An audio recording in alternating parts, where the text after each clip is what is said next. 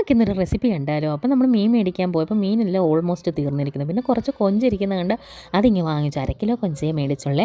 അപ്പോൾ നമ്മളത് വീട്ടിൽ കൊണ്ടുവന്ന് കഴുകി വൃത്തിയാക്കുവാണ്. അപ്പോൾ ഈ 1/2 കിലോ കൊഞ്ചിന് ഞാൻ 200 രൂപയാണ്. പക്ഷേ ഇത് നല്ല കൊഞ്ചായിരുന്നു കേട്ടോ. അപ്പോൾ നമ്മൾ കൊഞ്ച് ക്ലീൻ ചെയ്തിട്ട് അതിൻ്റെ നടുക്കൂടുള്ള ഭാഗത്തുനിന്ന് ഈ പിച്ചാത്തി കൊണ്ട് വരഞ്ഞിട്ട് ആ നരമ്പെടുത്ത് കളയണം, അല്ലെങ്കിൽ നമ്മുടെ കറി കഴിക്കും കേട്ടോ. അപ്പോൾ അങ്ങനെ എല്ലാവർക്കൊക്കെ അറിയാമായിരിക്കും, പിന്നെ ഞാനങ്ങ് പറഞ്ഞതേ ഉള്ളൂ കേട്ടോ.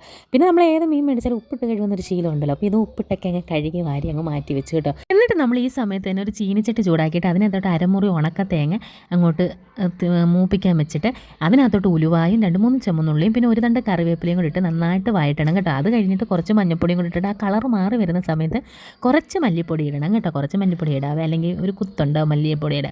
അത് കഴിഞ്ഞിട്ട് 2-3 സ്പൂൺ മുളക് പൊടിയും കൂടി ഇടണം കേട്ടോ. അപ്പോൾ ഇത് ഞാൻ വെക്കുന്ന സ്റ്റൈലാണ് ഇങ്ങനെ. ഇപ്പം ഇതിനെക്കാളും നന്നായിട്ട് വെക്കുന്നവരൊക്കെ ഉണ്ടായിരിക്കും. അപ്പോൾ അത് നന്നായിട്ട് മൂത്ത് ആ തവി നമ്മുടെ എണ്ണ വിട്ട് വരുന്ന സമയമാകുമ്പോഴത്തേന് ഇത് അരച്ചങ്ങ് വെക്കണം കേട്ടോ. ഇത് കഴിഞ്ഞിട്ട് നമ്മൾ ചട്ടി ചൂടാക്കി അതിനകത്തോട്ട് കടുകും തേങ്ങാക്കൊത്തും കേട്ടോ. തേങ്ങാക്കൊത്തൊക്കെ ഇട്ടിട്ട് നമ്മൾ അപ്പുറത്തൊക്കെ കാര്യം പറയാൻ പോയി ഇങ്ങനെ ഇരിക്കും കേട്ടോ. കുറച്ച് മൂപ്പ് കൂടിപ്പോയി, എന്നാലും അത്രയും എണ്ണ വെറുതെ കളയണ്ടല്ലോ എന്ന് പറഞ്ഞുകൊണ്ട് ഞാൻ പിന്നെ അതിനകത്ത് തന്നെ കറി വെച്ചു. പക്ഷേ കറിക്ക് കുഴപ്പമൊന്നുമില്ലായിരുന്നു. പിന്നെ കുറച്ച് ചുമന്നുള്ളി, ഒരു സവാളയും കൂടെ ഒരു ഭംഗിക്ക് വേണ്ടി കേട്ടോ. പിന്നെ തക്കാളിയും കൂടി ഇട്ട് പിന്നെ പച്ചമുളക് നമ്മൾ ഇടുന്നുണ്ടായിരുന്നു കേട്ടോ. അതും കൂടി ഇട്ട് നന്നായിട്ട് വഴറ്റണം. പിന്നെ കുറച്ച് നല്ല ഫ്രഷ് കരിവേപ്പിലയും കൂടി ഇട്ടാൽ നല്ല മണമാണ്. ഇത് നന്നായിട്ടൊന്ന് വഴണ്ട് വരുമ്പോഴത്തേന് നമ്മുടെ കൊഞ്ചും കൂടെ അതിനകത്തോട്ടിട്ട് വഴട്ടുക കേട്ടോ. പിന്നെ ചെറിയ തീയിലിടുന്ന ആവിയിൽ വെച്ചൊന്ന് വേവിക്കുക കേട്ടോ.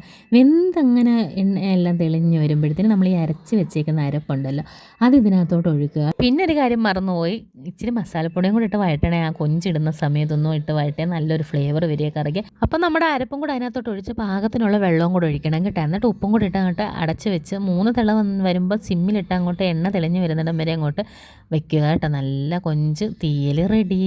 അപ്പോഴേ ചാനൽ ഒന്ന് സബ്സ്ക്രൈബ് ചെയ്തേക്കണേ.